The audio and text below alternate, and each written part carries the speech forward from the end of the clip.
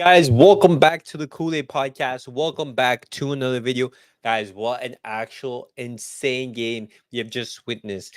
Barcelona versus Villarreal. Barcelona were heading away to Villarreal, and they managed to leave the Estadio de Ceramica with a 3-4 victory.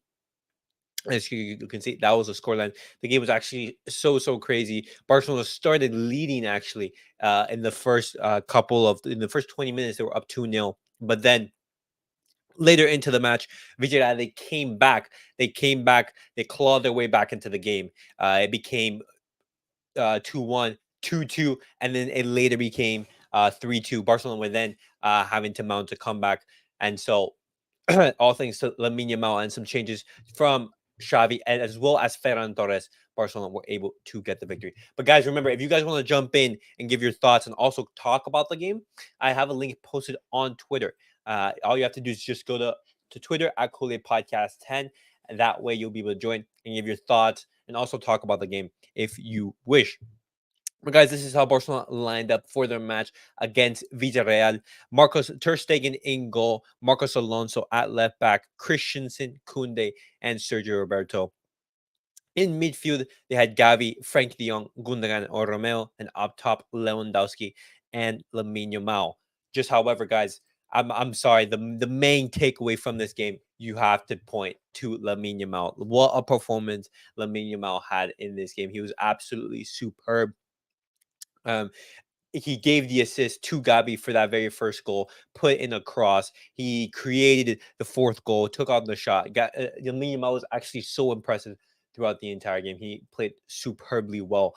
And then later on in the 70th minute mark, around that time, when he was substituted off, he received a standing ovation from the Villarreal crowd. And we have to remember, this is a player who's only 16 years old, and yet he like when he's on the pitch, he doesn't look to be the 16 whatsoever.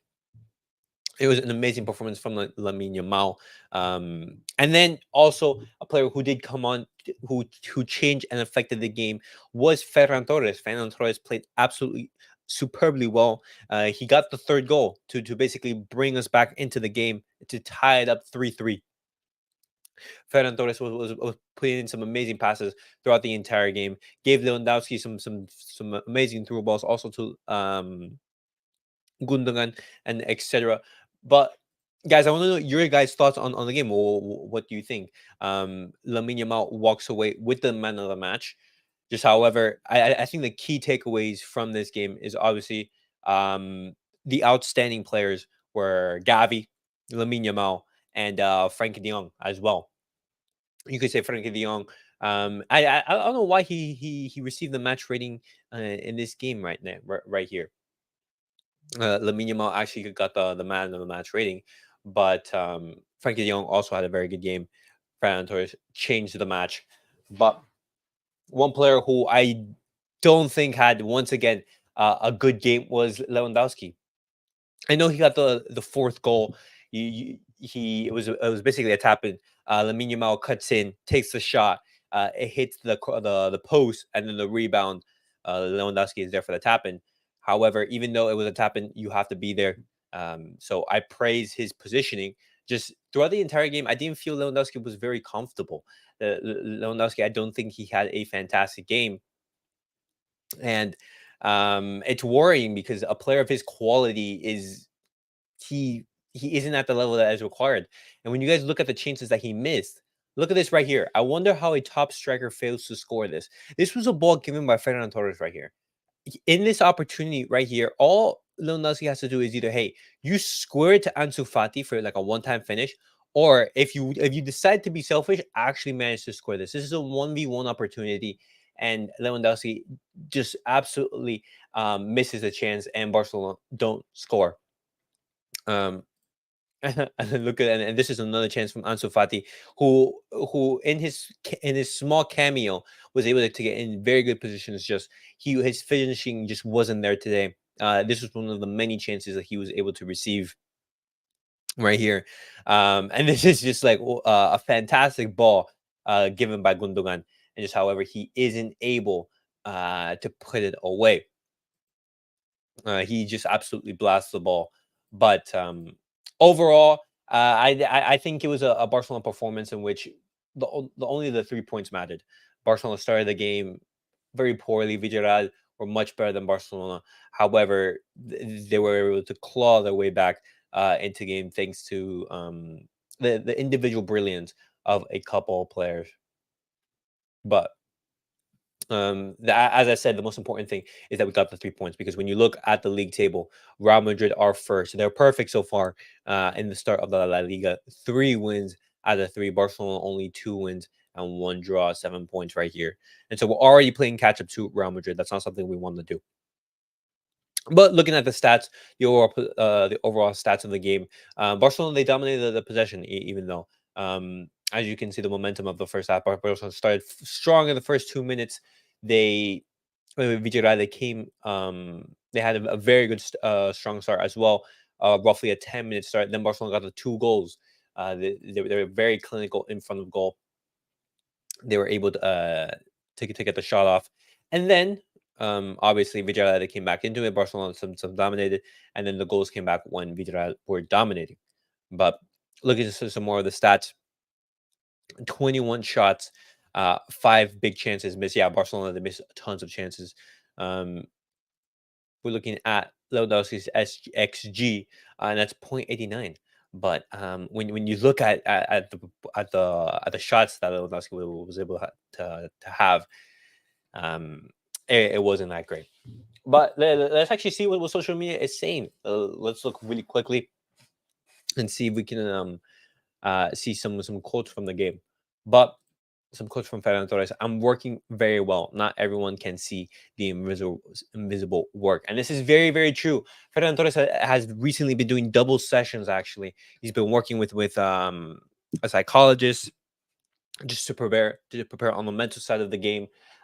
He's doing double training sessions during the day, one with the team and one individually, as well as working on the diet and making sure he's in top shape in order to perform. And you could clearly see on the pitch, it was he's been showing some much improved performances, and hopefully he can get much more minutes and continue this run of form. But let's continue on some quotes from the game. Sergio Roberto, it was a very contested match. We would have liked to have more control and not suffer so much. The team showed that they wanted to win. Of course, the desire to win is always there.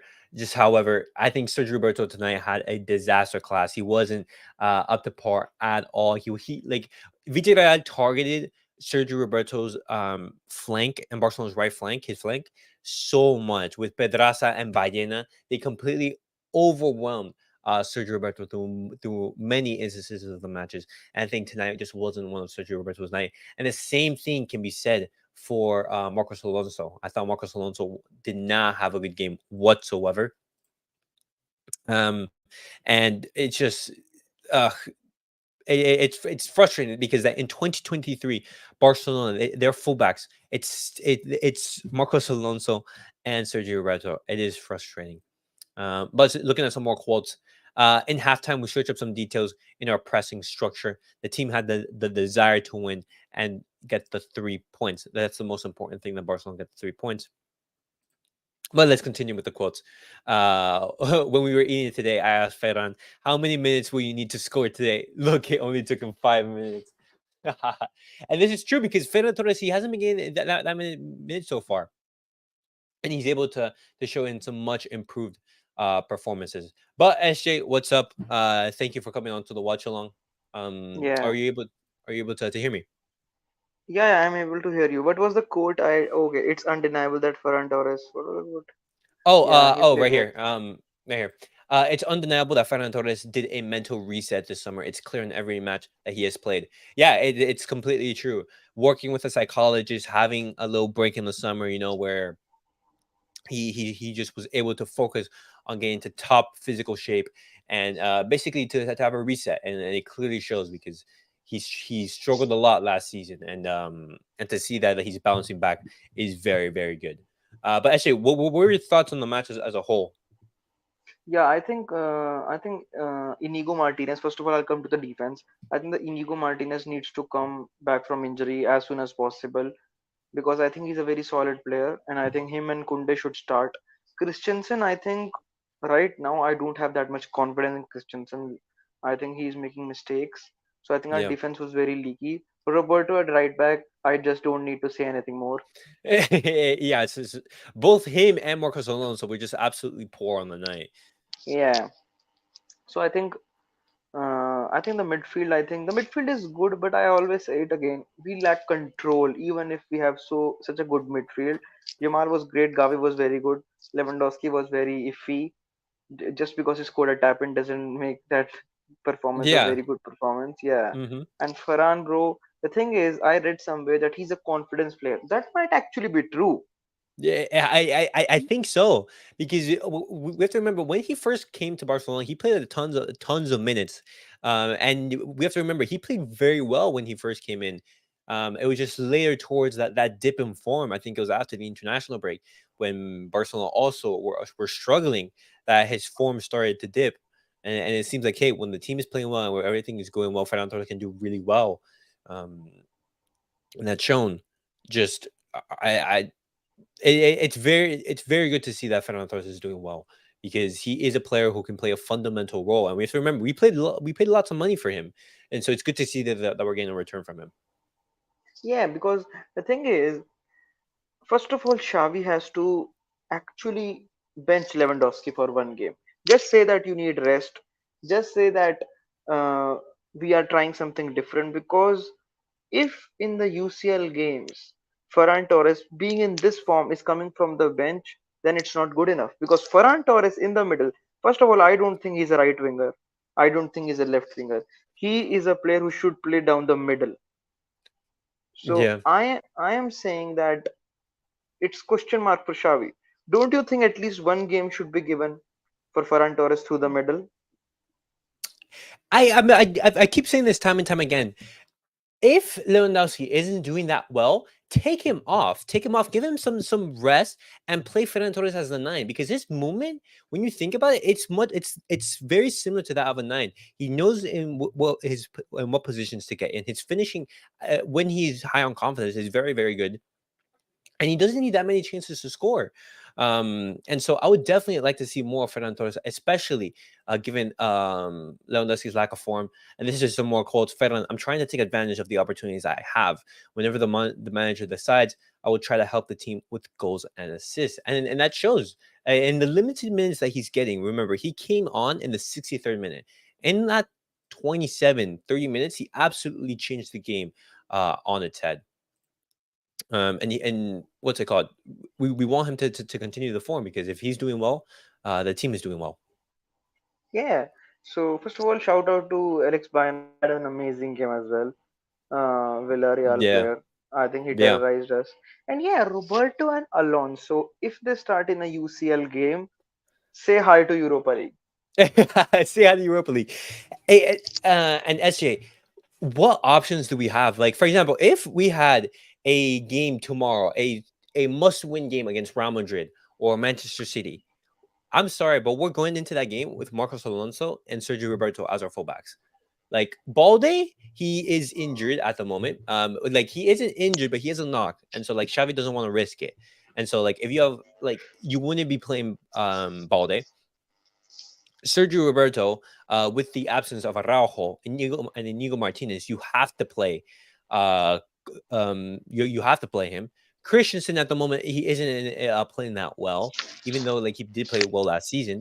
And so like our defense already 3 matches into the game and we're struggling. We need But Inigo Martinez. Roque is striker and Fernando Torres second striker. What are we cooking? Oh my gosh, yo, Essie, what are your thoughts on this partnership? Because this could be a very good partnership right here. Yeah, this could be a good partnership. The thing is, Xavi ain't dropping Lewandowski anytime soon. um, but Essie, we mentioned this like at the Hmm, very first episode. I mean, like at the very first match reaction of the season against Getafe yeah. when we drew. Lewandowski's form is actually like it's worrying because I know he got the goal today, but his overall play it wasn't there. It wasn't there. Like he was destroying Barcelona's attack, and this has been like a constant theme throughout the matches. And he's playing the entire game. Exactly. Take him off in the 60th minute if you actually want to start him.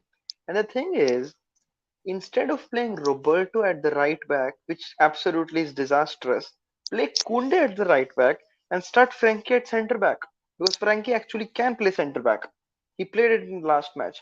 First of all, that's a mistake from Xavi. But we actually got lucky that we scored a lot of goals. Jamal, bro, I just hope this guy can remain injury free and we don't rush him. Because this guy, right now, there are pics circulating on Twitter of him harassing their left back, bro. I want to look at that play where he absolutely turns Pedraza. But this is funny. Who needs Mbappe when we got Ferran Torres? And I'm like, oh. But bro, why spend 200 million when we have the shark in our team? But actually, just continue on Lamine Yamal. What an actual gem of a player we have. We have to remember he's only 16 years old, and he was playing so well, and he was our best player on the pitch. He created so many opportunities of danger, Hit and the post. He hit the post. oh yeah, he hit the post to basically create that chance in which Lewandowski gets the tap in, which like he absolutely like covers his terrible performance with that goal. But we have to be very careful with this with Yamal because like Ansu Fati and like Gavi and like Pedri, the youngsters who come into this team, we don't want to burn them and overplay them. That's definitely not something that we do want to do. But looking at the comments, playing Roberto and Alonso means a team playing 9 players. Even invincible John Cena can put better input and outfield in the field. And this insistence of playing Sergio Roberto and Marcos Alonso, it will cause the Don't downfall of disrespect Barcelona. John Cena. John Cena is the GOAT. But Oh actually, my god. look at this Yeah. attack. Left wing Alde, striker Roque, second striker Ferran, and right wing Yamal. So you're playing with 4 attackers right here, Lizzie. Do you want to play a midfield or do you want to play with four attackers, bro? That's not how we can do it. Like if you want to do that, I actually will prefer because Roque can play left wing. Roque has played left wing for Atletico Paranense for a long time. So if you Okay. want Ferran and Roque starting, Yamal will be right winger.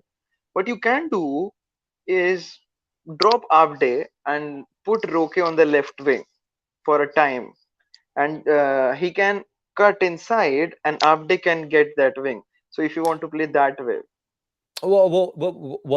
Basically, you can either play with a 4-4-2, or you can play as right here in shown in the graphic. You can play as a 4-2-3-1. You have Frankie De Jong and Ojo Romeo sitting in the base, and you have Ferran Torres actually playing as like the number 10.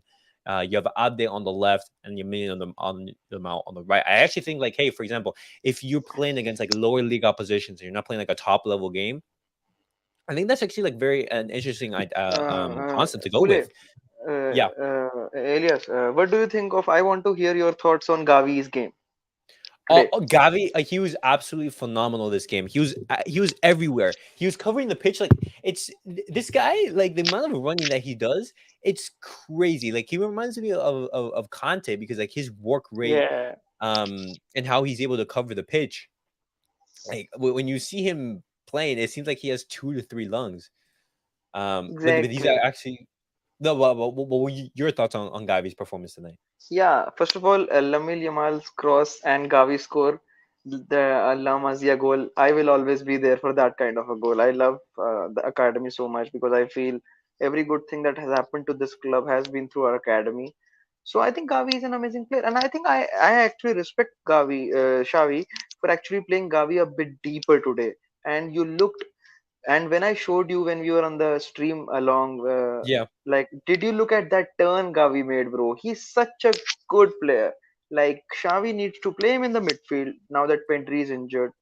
Like, for me, he's not an inverted left winger. That's just saying to Messi, okay, Messi, play right back just because you have pace. Bro, Messi ain't playing right back. Messi will play higher up the pitch. So you can't expect a midfielder to have pace and play on the inverted left wing role.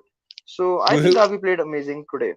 Yeah. We need Gavi to be the ball for Barcelona, bro. Be that bodyguard and be that bully in the midfield. What's happening with Lewa? He is invisible. After the Supercopa España final, bro. After that basically that World Cup break, it's just his decline. He's slowly declining. Whether that be up to age or just like Barcelona's like form, because like we also have to remember Barcelona, they're not Even his link free up. flowing in attack. Exactly. Um, but for example, today, like it wasn't like he didn't get chances. Remember that chance? And like, let me show you right now. This chance right here, guys. This is Lewandowski right here. This is a 1v1 situation. You He can has even the chip. yeah, you could chip it right here. You could do whatever you want. And it's basically 5-3. Just I would say lack of confidence right now for Lewandowski. Lewandowski is not going through a great run of form, and especially when you're a striker, you need confidence. You need confidence in Yes, order to in order to perform optimally. And so like even though he had a terrible game today, I think the goal it helps him out a ton, just to basically say, hey, I know I didn't play well, but I got a goal, and that's what important. That's important. exactly. The thing Hmm. with Suarez was, like, even when Suarez was going through a rough patch, Suarez always had that amazing link up with Lionel Messi. Yeah, I remember that. Yeah, it actually Suarez reminds me like his final years at the club. It reminds me a lot to the situation with Lewandowski, because Suarez was also the exact same. Like he was declining and everything. And I'm thinking like, hey, this could be Lewandowski's final season. Only 2 seasons at the top level. I think we don't put enough through balls for him. You think so, Glizzy? But just I think that he had like a couple of opportunities today. Maybe the Yeah, only other opportunity that you could think of is maybe that cross that Ansu she should have given to Lewandowski, but he had like tons of moments right there, and where he was able to get the goal. But looking at this quote from Xavi Hernandez, it was a very good game in general terms. We could have easily scored 2 or 3 more goals. We failed in defense today, and this is very true.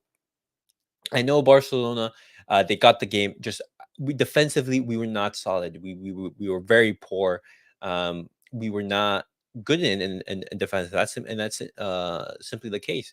And in the top level, when you're not good, you're gonna struggle. And looking at some more quotes, Christensen had discomfort. He didn't feel comfortable, and that's why Eric came on for him. And this is very good. Um, if Christensen has discomfort, take him off because we don't want to risk an injury. Just I wonder if this is going to be long term, or it's just like a precaution. Because if Christensen is injured, then guys, we have all of our key center backs basically injured. We have Inigo Martinez, Araujo, and Christensen, and Balde all injured, and that's not good. But Glizzy, we barely put through balls for him in general. We always go to the wing instead of the middle. This is true, but I think that Lewandowski also drops in too deep at times. I think he needs to be stationary in the box, because if you're the striker and your main role is to basically anchor the center back, I don't need you to drop in, especially when Barcelona have 4 midfielders. I plus he I was don't think a that's lot on the optimal. left as well. We saw in the stream he was on the left and the right. What will he do there? Yeah, yeah, exactly. Well, why are you out in the wings? It doesn't make sense. Just some more quotes on Xavi. The ovation for Lamine Yamal. Talent is valued. He's a very differential player. Once again, absolute superb. The subs have been key. You have to control for 90 minutes. That's the goal. But against rivals like Villarreal, that's costly. I have no qualms about lining up players who train and work well. I also received my opportunity back in the day. Today, Lamine gives us a lot, and he's 16 years old. I was scared at 18, and I asked him not to be. We trust La Masia a lot. Well, I actually hope that's the case, because we need players who Xavi trusts, and we need to put our faith in La Masia, because like as we do know, it's one of the greatest academies in the world. Imagine we have a good left winger also. Oh, imagine. Well, I mean, we do have Abde. Like, if Abde can show levels, like, hey, who knows? But Christensen is our Maldini regent. We can't let him get injured. Christensen was so fantastic last season. I know he didn't start that great this so far this season, but hopefully he's able to regain his form. What's Barcelona's medical team doing? Too many injuries in the team. Laporta is silent. This is something that is worrying, guys, because we've only just started the season and we've had so many injuries. Like injuries can absolutely derail a season. And this is I mentioned this when I was making my season preview. Barcelona's success for the season depends on if we can keep our starters fit. If our starters are fit, then we can have a successful season. Because our dip in quality in the starters and the non-starters, it's just it's too big of a gap. Well, if Lewa is going to be in the box all the time, he will ghost a lot. Well, I mean, hey, if like you need to be in the box to actually like put away the chances. How would he have scored that tap in that he scored if he was not in the box?